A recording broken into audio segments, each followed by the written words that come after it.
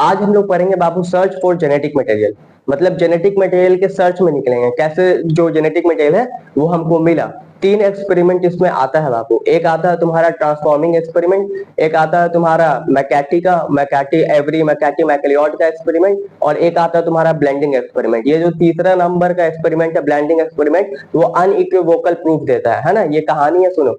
वो क्या देता है? अनइक्विवोकल प्रूफ देता है, मतलब कि ऐसा प्रूफ देता है जो कि एकदम सटीक होता है कि कौन जेनेटिक मटेरियल है। क्लियर है? तो आज के इस सेशन में हम लोग क्या करने वाले हैं, ट्रांसफॉर्मेशन, जो हमारा ट्रांसफॉर्मिंग प्रिंसिपल होता है और जो हमारा ट्रांसफॉर्मेशन एक्सपेरिमेंट है, इसको देखने वाले हैं। क्लियर है? तो सबसे पहले स्टार्ट करते हैं कि सर्च फॉर जेनेटिक मटेरियल और मीनिंग क्या है जेनेटिक मटेरियल का। यहां से हम लोग क्या करते हैं, सेशन को स्टार्ट करते हैं। तो आओ देखते हैं बाबू, सर्च फॉर जेनेटिक मटेरियल। हम लोग किसके सर्च में निकले हैं बाबू? Genetic material. सर्च का मतलब समझ में आता है ना, खोज। किसके खोज में निकले हैं हम लोग? जेनेटिक मटेरियल के खोज में निकले। मीनिंग क्या होता है जेनेटिक मटेरियल का? मीनिंग क्या होता है? सबसे पहले तो हमें ये जानना होगा कि मीनिंग क्या है, मतलब क्या है जेनेटिक मटेरियल का। जो कि क्या करे बाबू, विच कैरी इंफॉर्मेशन, जो क्या कैरी करे, इंफॉर्मेशन कैरी करे। ये बता चुके हैं कई बार, जो क्या कैरी करे बाबू, इंफॉर्मेशन कैरी करे कि हमारा आंख का रंग कैसा होगा, हमारा नाक कैसा होगा, है ना, हमारा कान कैसा होगा। जो कैरी करे क्या, information in form of gene. किस फॉर्म में बाबू? जीन के फॉर्म में, इन फॉर्म ऑफ जीन। ये है मतलब बाबू किसका, जेनेटिक मटेरियल का। हमारे पास एक सेल होता है इस तरह से, इस सेल के अंदर हमको मालूम है सर न्यूक्लियस प्रेजेंट होता है, और इस तरह से हमारे पास क्या प्रेजेंट होता है, डीएनए। क्या प्रेजेंट होता है बाबू? DNA. DNA of any cells, किसी भी सेल का अगर तुम डीएनए देखोगे तो उसपे क्या प्रेजेंट होता है, जीन प्रेजेंट होता है। अरे पता है कि नहीं, क्या प्रेजेंट होता है, जीन प्रेजेंट होता है। लेकिन ये अब ये जो बात है ये आज हम लोग को पता है, उस वक्त उन लोग को पता नहीं था। आज से 100 साल पहले उन लोग को ये बात पता नहीं था। हम लोग को ना पता है कि डीएनए ऑफ एनी सेल, इसके ऊपर क्या प्रेजेंट होता है, जीन प्रेजेंट होता है। समझ में बात, क्या प्रेजेंट होता है, जीन प्रेजेंट होता है। हेंस इस वजह से ये क्या कहलाता है बाबू, it is known as genetic material. इस वजह से ये क्या कहलाता है तुम्हारा, जेनेटिक मटेरियल कहलाता है। यहाँ तक क्लियर है बात? इस वजह से ये क्या कहलाता है, जेनेटिक मटेरियल। क्लियर है यहाँ तक, कोई दिक्कत नहीं। अब देखो कैसे हुआ, अब क्या हुआ, आगे क्या होता है। हमारे पास कुछ डेट है, हमारे पास जो न्यूक्लियन है बाबू, न्यूक्लियन, ये लगभग 1869 में हमको मिला था ना। 1869 में क्या मिला था हमको, न्यूक्लियन मिला था।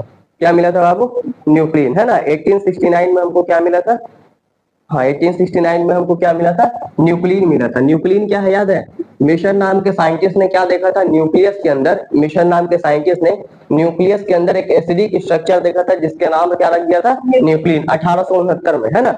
और लगभग 1910 के आसपास, 1910 के आसपास क्या होता है, देखो ये 1869 में हमको न्यूक्लियन मिला, और इसी के आसपास अगर तुम्हें याद हो तो 1865 में जो है वो क्या हुआ था बाबू, मेंडल का काम भी पब्लिश हुआ था। मेंडल का वर्क जो है क्या हुआ था, पब्लिश हुआ था 1865 तक। और न्यूक्लियन जो है वो हमको कब मिला था, 1869 में। किसने दिया था, गिवन बाय, किसने दिया था बाबू, मिशन ने। इसने क्या देखा था, एक एसिडिक स्ट्रक्चर देखा था न्यूक्लियस के अंदर जिसका नाम क्या रख दिया, न्यूक्लियन नाम रख दिया। 1910 के आसपास हमारे पास क्रोमोसोमल थ्योरी आ जाता है। क्रोमोसोमल थ्योरी जो है वो तो 1902 के आसपास ही आ जाता है ना। क्रोमोसोमल थ्योरी आ जाता है, क्रोमोसोमल थ्योरी। और साथ ही साथ हम लोग एंड लिंकेज का हम लोग क्या कर रहे थे, स्टडी कर रहे थे। क्या कर रहे थे बाबू, और लिंकेज का स्टडी कर रहे थे एट द सेम टाइम। समझ में बात? वहां से ये पता चलता है कि जो जेनेटिक इंफॉर्मेशन है, इससे क्या पता चलता है, इससे ये पता चलता है कि जो जेनेटिक इंफॉर्मेशन है, जेनेटिक इंफॉर्मेशन है वो लोकेटेड होता है किसके ऊपर बाबू, लोकेटेड ऑन क्रोमोसोम। वो कहां प्रेजेंट होता है, क्रोमोसोम के ऊपर प्रेजेंट होता है। क्लियर है यहाँ तक? और हमें मालूम है कि क्रोमोसोम जो है वो किसका बना होता है, chromosome are made up of DNA, RNA protein.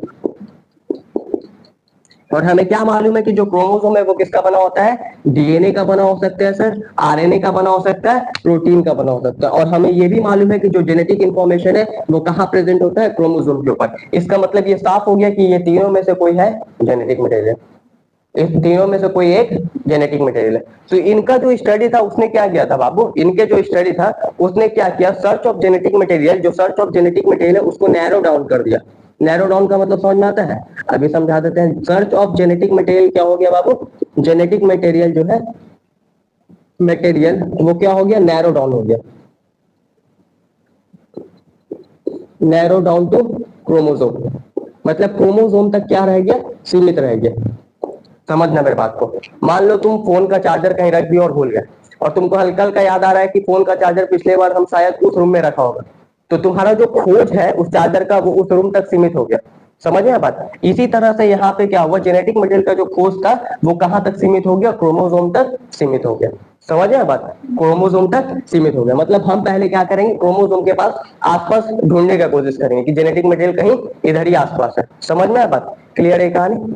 तो फिर 1926 में 1926 में क्या हुआ, साइंटिस्ट को जिज्ञासा हुई। ट्विस्ट का मतलब होता है जिज्ञासा, है ना, इच्छा, इच्छा जागा, क्या जागा, इच्छा जागा, जिज्ञासा हुई किस चीज की बाबू, twist to determine genetic material, genetic material को जानने की इच्छा हुई कि आखिर भैया किसके पास पूरा इंफॉर्मेशन है। ये जानने की क्या हुई साइंटिस्ट को ये जानने की क्या हुई बात, इच्छा हुई, यानी कि क्वेस्ट। क्लियर है, 1926 के आसपास। अब 2 साल बाद क्या होता है, एक साइंटिस्ट आते हैं जिनका नाम है ग्रिफिथ, वो स्टार्ट कर देते हैं बाबू अपनी इच्छा को पूरा करना। क्लियर है यहाँ पे, चलो। तो उन्होंने क्या किया था, एक एक्सपेरिमेंट किया था। उस एक्सपेरिमेंट का नाम है transformation experiment, transformation experiment, transformation experiment. याद रखना 3 एक्सपेरिमेंट होता है जेनेटिक मटेरियल को ढूंढने के लिए। 3 एक्सपेरिमेंट जो है वो तुम्हारे सिलेबस में बताया है। एक है तुम्हारा ट्रांसफॉर्मेशन एक्सपेरिमेंट, एक होता है तुम्हारा एवरी मैकेलियोड मैकार्टी के द्वारा एक्सपेरिमेंट, और एक होता है ब्लेंडिंग एक्सपेरिमेंट। वो जो ब्लेंडिंग एक्सपेरिमेंट है वो अनइक्विवोकल प्रूफ देता है, मतलब सटीक प्रूफ वो देता है, वो बता पाता है प्रॉपर तरीके से कि जेनेटिक मटेरियल जो है वो कौन है। Clear.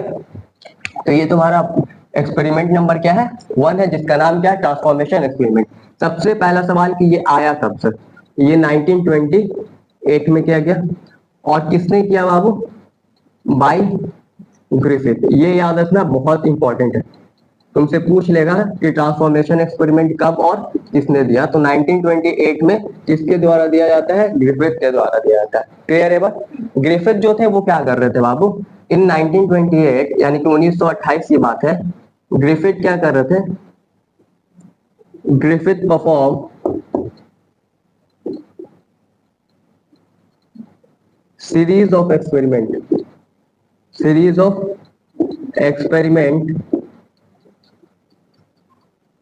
with the help of bacteria. किसके मदद से बाबू, बैक्टीरिया के मदद से। और याद रखना किसके ऊपर करते हैं, बैक्टीरिया ऑन माइस। किसके ऊपर करते हैं, माइस के ऊपर। अब माइस क्या होता है, माइस वही होता है जो हमारे कोचिंग में बर्बादी का कारण है। समझ में आ गया होगा। माइस क्या होता है बाबू, चूहा, चूहा है ना, माइस क्या है, चूहा। मतलब 1928 में ग्रिफिथ जो है वो क्या कर रहा है, परफॉर्म कर रहे हैं series of experiment with the help of bacteria. किसके हेल्प से बाबू, बैक्टीरिया के हेल्प से। और किसके ऊपर कर रहे हैं, माइस के ऊपर कर रहे हैं। समझ में बात। ये जो बैक्टीरिया लेते हैं उसका नाम है स्ट्रेप्टोकोकस। क्या नाम है, स्ट्रेप्टोकोकस, या इसी का एक और नाम है बाबू न्यूमोनोकोकस। क्या नाम है, न्यूमोनोकोकस।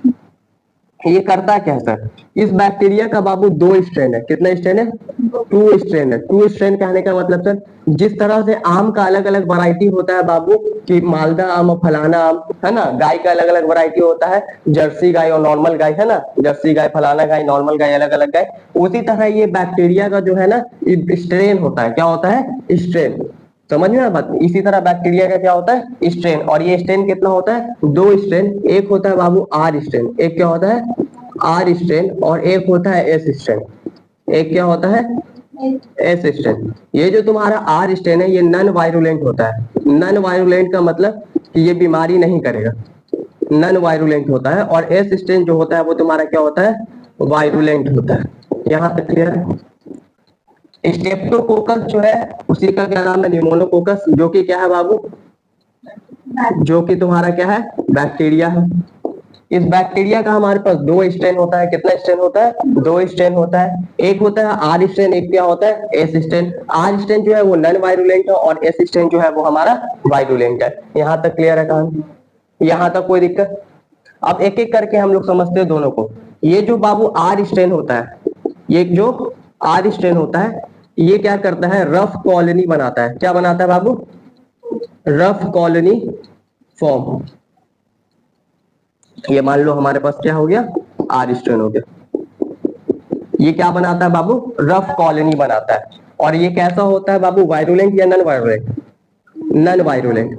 नॉन वायरुलेंट का मतलब, नॉन वायरुलेंट का मतलब नॉट काउज न्यूमोनिया। ये न्यूमोनिया नहीं कर पाता है।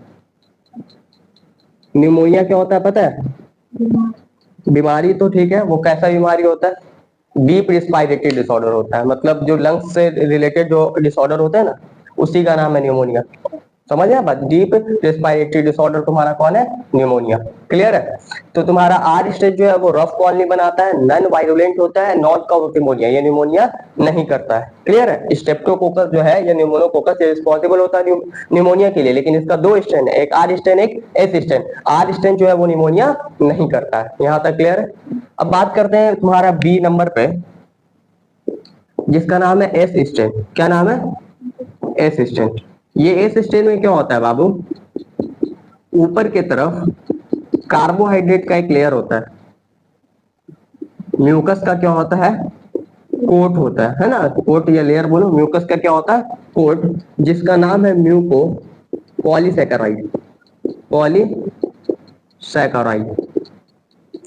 समझ में बात। इसके वजह से क्या होता है, इसमें स्मूथ या शाइनी कॉलोनी बनता है। कॉलोनी ये कैसा बनाता है, स्मूथ और शाइनी कॉलोनी। कॉलोनी का मतलब समझ में आ रहा है, कॉलोनी का मतलब हो रहा है कि वो लोग संगठन बनाता है, 4 5 6 जो है एक साथ रहता है ना, इसका मतलब क्या हुआ, कॉलोनी। तो ये म्यूकस का कोट होता है इसके ऊपर, म्यूकोपॉलीसैकेराइड का, जो कि कार्बोहाइड्रेट है, जिसकी वजह से स्मूथ और शाइनी कॉलोनी बनाता है। कौन ऐसा करता है बाबू, एस स्ट्रेन। और ये जो एस स्ट्रेन है वो कैसा होता है बाबू, वायरुलेंट होता है। वायरुलेंट का मतलब क्या होगा, इट कैन काउज न्यूमोनिया। ये न्यूमोनिया क्या कर सकता है, कर सकता है, ये न्यूमोनिया कर सकता है। यहां तक कहानी क्लियर है, कोई दिक्कत। अब हम लोग मूव करेंगे एक्सपेरिमेंट के ऊपर कि उन्होंने एक्सपेरिमेंट किस तरह से किया। यहां तक कोई दिक्कत नहीं। ट्रांसफॉर्मेशन एक्सपेरिमेंट 1928 में आता है, बाय ग्रिफिथ, ग्रिफिथ के द्वारा दिया जाता है, याद रखना साइंटिस्ट का name. In 1928 Griffith perform series of experiment with the help of bacteria. किसके मदद से, बैक्टीरिया के मदद से, ऑन माइस। किसके ऊपर बाबू, माइस के ऊपर, यानी कि चूहे के ऊपर। स्ट्रेप्टोकोकस या न्यूमोनोकोकस हमारा बैक्टीरिया का नाम था। इस बैक्टीरिया का हमारे पास दो स्ट्रेन होता है। कितना स्ट्रेन होता है, दो स्ट्रेन होता है, एक आर स्ट्रेन दूसरा S strain. R strain non virulent होता है, एस स्ट्रेन वायरुलेंट होता है। नॉन वायरुलेंट का मतलब कि ये निमोनिया नहीं करेगा, वायरुलेंट का मतलब निमोनिया करेगा। आर स्ट्रेन रफ कॉलोनी बनाता है और S strain smooth shiny colony बनाता है। एस स्ट्रेन में क्या अलग है सर, एस स्ट्रेन में बाहर की तरफ एक म्यूकस का कोट है, म्यूकोपॉलीसैकेराइड नाम है, जो कि एक तरह का कार्बोहाइड्रेट है। क्लियर है यहाँ तक, कोई दिक्कत नहीं। तो क्या और आगे अभी पढ़ेंगे रेप्लिकेशन, ये सब आता है, ट्रांसक्रिप्शन, रेप्लिकेशन, ठीक है। चलो तो हम लोग एक्सपेरिमेंट देखने वाले हैं। क्या देखने वाले हैं आप, एक्सपेरिमेंट उन्होंने कैसे किया था ये देखने वाले हैं। देखो इन्होंने क्या किया, सबसे पहले आर स्ट्रेन जो कि लाइव था, लाइव मतलब जिंदा है ना, आर स्ट्रेन लाइव को क्या किया इन्होंने, इंजेक्ट किया, इंजेक्ट इनटू माइस। जब इंजेक्ट किया तो माइस जो है वो कैसा रहा बाबू, माइस जो है वो लाइव, यानी कि माइस जो है वो कैसा रहा, जिंदा रहा। क्यों रहा बाबू, क्योंकि आर स्ट्रेन जो है वो कैसा होता है हमारा, आर स्ट्रेन जो है वो हमारा कैसा होता है, नॉन वायरुलेंट होता है। क्योंकि ये निमोनिया नहीं करता है तो हमारे माइस को कुछ नहीं हुआ। दूसरा काम क्या होता है सर, ये लेते हैं असिस्टेंट, क्या लेते हैं बाबू, असिस्टेंट। ये भी हमारा कैसा होता है, लाइव असिस्टेंट को क्या करते हैं, इंजेक्ट करते हैं किसके अंदर, इंजेक्ट इनटू माइस। चूहा में क्या किया जाता है, इंजेक्ट किया जाता है। इससे क्या होता है, माइस जो है बाबू तुम्हारा किल्ड हो जाता है, माइस जो है तुम्हारा मर जाता है। यानी कि असिस्टेंट जो है वो कैसा होता है हमारा, वायरुलेंट होता है। अब किया क्या, ये तो कहानी क्लियर है। अब थर्ड केस क्या होता है, थर्ड केस क्या होता है, असिस्टेंट हीट किल्ड असिस्टेंट। कैसा assistant, heat killed. Heat killed का मतलब समझ में आता है, बता रहे हैं अभी। हीट किल्ड असिस्टेंट जो है तुम्हारा, हीट किल्ड असिस्टेंट का मतलब कि ऐसा असिस्टेंट जिसका सारा क्षमता छीन लिया जाए हीट देकर, वैसा असिस्टेंट को क्या किया, वैसा असिस्टेंट को इंजेक्ट किया बाबू, इंजेक्ट इनटू माइस। माइस में क्या किया गया, वैसे हीट किल्ड असिस्टेंट को इंजेक्ट किया गया किसमें बाबू, माइस में। तो माइस जो है वो कैसा रहा बाबू, अलाइव, यानी कि माइस जो है वो जिंदा हुआ। मतलब ये हुआ सर कि हीट किल्ड असिस्टेंट जो है, हीट किल्ड असिस्टेंट जो है हमारा कैसा हो गया, नॉन वायरुलेंट हो गया। यहां तक क्लियर है एकदम। एक्सपेरिमेंट बाबू ये पूछा जा सकता है। फोर्थ नंबर में क्या करते हैं ये, हीट किल्ड असिस्टेंट, ये देखोगे गौर से, हीट किल्ड असिस्टेंट और साथ ही साथ तुम्हारा हीट किल्ड असिस्टेंट और आर स्टेंट, ये दोनों को क्या करते हैं, मिलाते हैं और एक साथ इंजेक्ट करते हैं किसमें, माइस में। ठीक है, तो देखना समझना, आर स्ट्रेन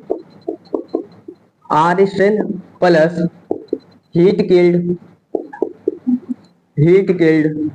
असिस्टेंट, ये दोनों को मिलाते हैं और क्या करते हैं बाबू, इंजेक्ट करते हैं किसमें, इंजेक्ट इनटू माइस।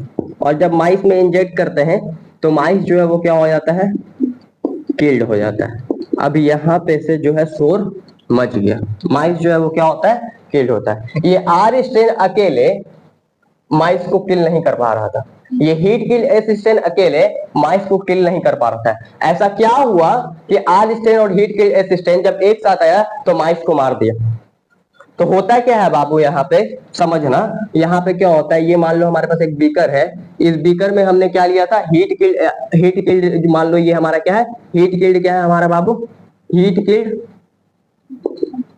असिस्टेंट है ये, हीट किल्ड क्या है, असिस्टेंट है। और यहाँ पे हमारे पास मान लो क्या है, आर स्टेट। होता क्या है, इस हीट किल्ड आर स्टेट से कुछ केमिकल जो है इसके अंदर चला जाता है। वो केमिकल कौन सा जाता है वो उनको भी मालूम नहीं होता है। वो इस केमिकल को बाद में नाम दे देते हैं ट्रांसफॉर्मिंग प्रिंसिपल।